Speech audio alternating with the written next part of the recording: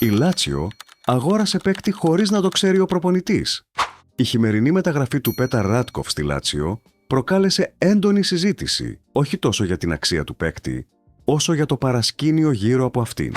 Ο 22χρονος Σέρβος επιθετικός αποκτήθηκε έναντι του ποσού των 13 εκατομμυρίων ευρώ από τη διοίκηση της Λάτσιο, ολοκληρώνοντας μία από τις πιο αξιοσημείωτες μεταγραφές του φετινού χειμερινού παζαριού.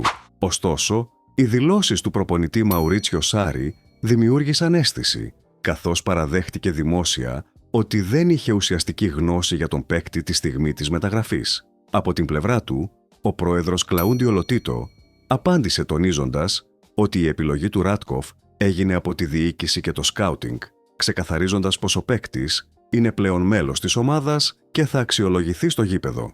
Ο ποδοσφαιριστής, σε χαμηλούς τόνους, δήλωσε ενθουσιασμένος για τη μεταγραφή του, χαρακτηρίζοντας τον Σάρι μεγάλο προπονητή και υπογραμμίζοντας ότι είναι έτοιμος να δουλέψει σκληρά για να κερδίσει τη θέση του. Το σκηνικό αυτό δείχνει για άλλη μια φορά τη διαχρονική ένταση στον τρόπο που λαμβάνονται οι μεταγραφικές αποφάσεις στη Λάτσιο, αφήνοντας ανοιχτό το ερώτημα για το πώς και πόσο θα εμπιστευτεί ο Σάρι το νέο του επιθετικό όπλο.